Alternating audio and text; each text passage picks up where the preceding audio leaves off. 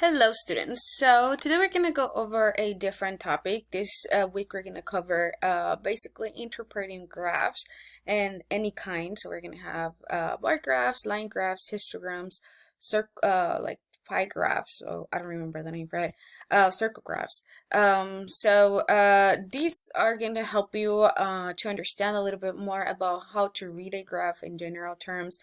And it's also going to help you because next year, as you know, you're going to be taking the ACT and the TSI, and you're going to need these skills for that. So let's take advantage of this time and let's try it together. So all the questions you're going to see here are going to be different from the ones you're going to get. So remember, don't expect to see exactly the same ones.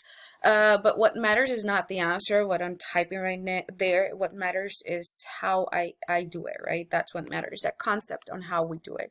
So you need to pay close attention on how I'm going to be reading the graphs. More likely for a lot of you, it's going to be really easy to do.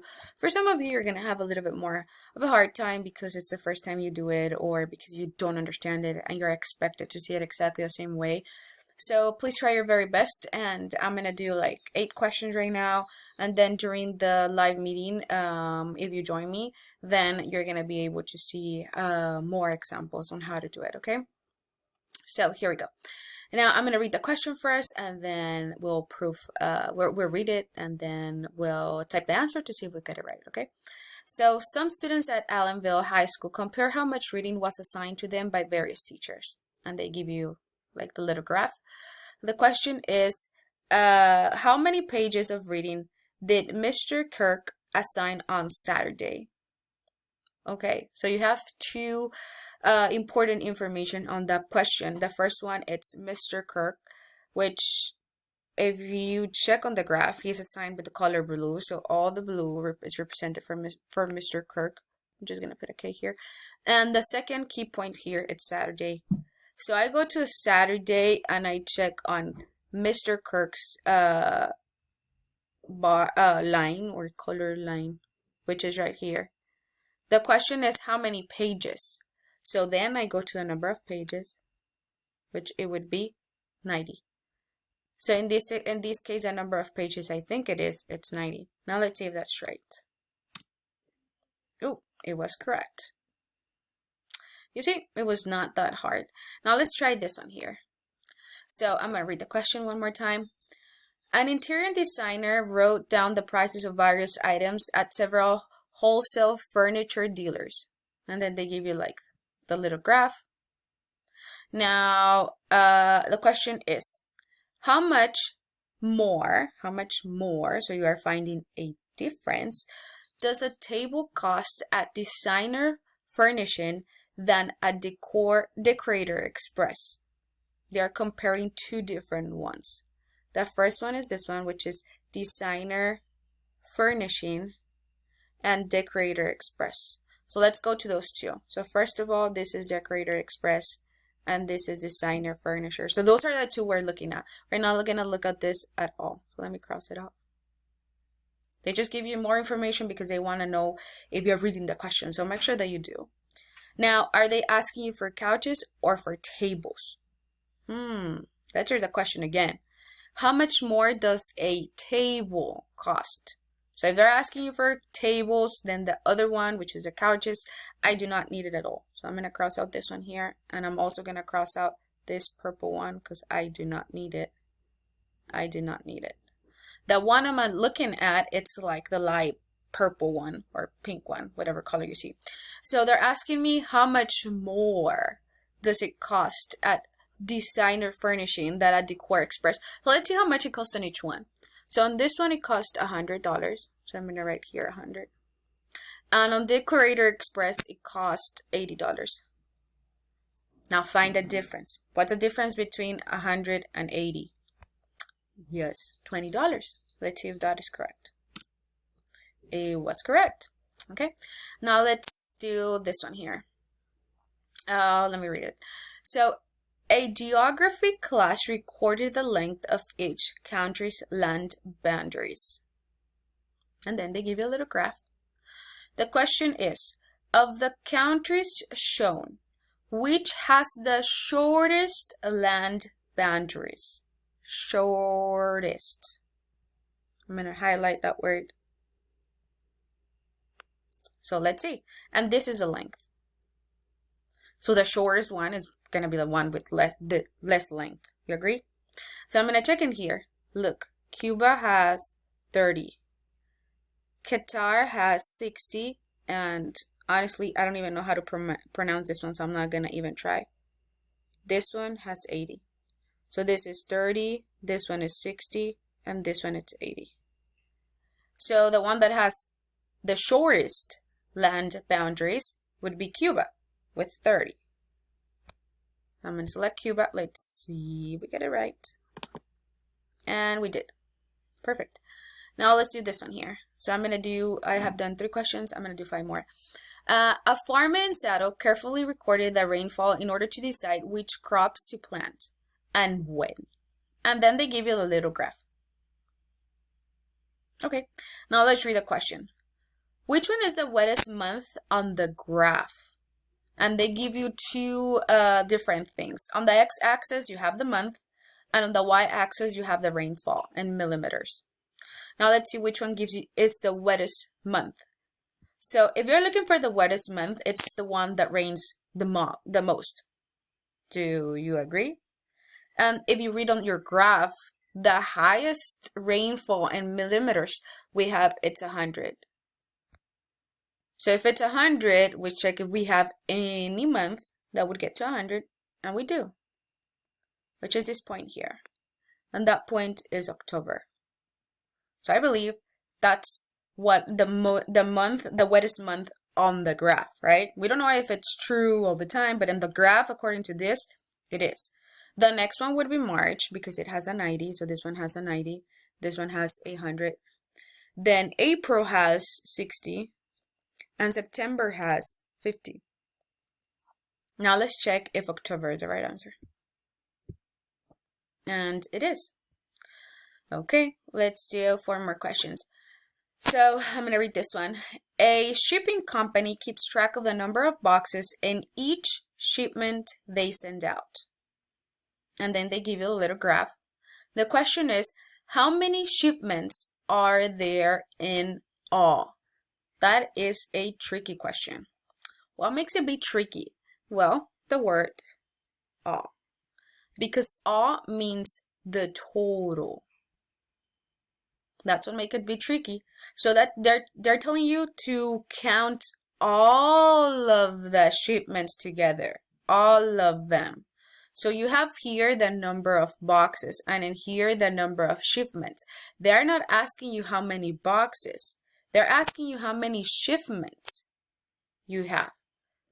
So that's why I'm going to count the shipments, not the boxes. Now, look how on the first graph, the first bar graph that you would have, which is this one, you have 0. So I'm just going to write it 0 plus. 0 plus what? Oh, 0 plus whatever this is, which in this case, this one is 10. So 0 plus 10. Then plus this one, which is 25. So plus 25. And then plus this one, which is 5. And then plus this one, which is 35. Now let's add this in our calculator. So if I add it on the calculator, I would have 0, 0 plus 10 plus 25 plus 5 plus 35, which is equal to 75. 75 shipments. So all of them together. So let me type it. Let's see if that's right. So I have 75. And we got it correct. Okay, we're missing 3 more questions. So here we go. Next question. Sorry. Carson counted the number of pieces of pepperoni on each pizza he made. And then they give you like a little graph. And then the question is, which range of pieces of pepperoni per pizza occurred most frequently?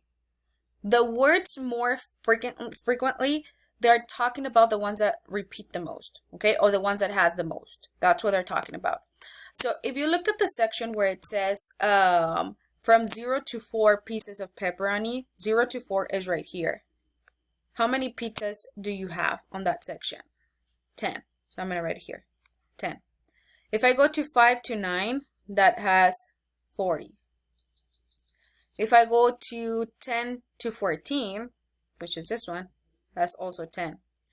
And if I go to 30 to 34, 30 to 34 is right here, which it has 50. Based on those numbers, which one do you think is the one that occurs most frequently? Come on, you're a smart student. Yes, it is, from 30 to 34. So that's why I'm going to select that one. Submit.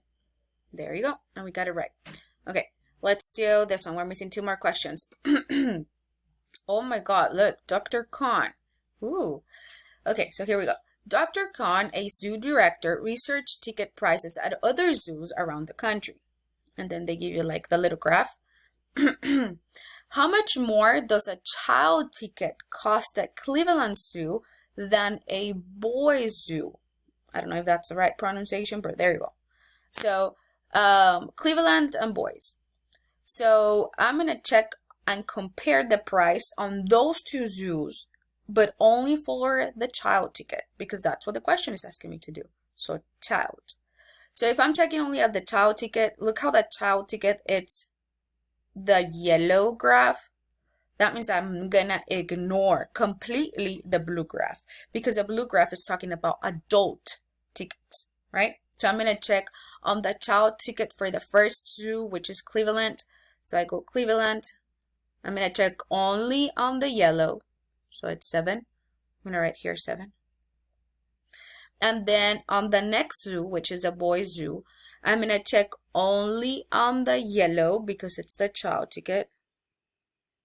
And it's 3. Now we need to find the difference. The difference between 7 and 3, which is 4. Now let's see if we get it right.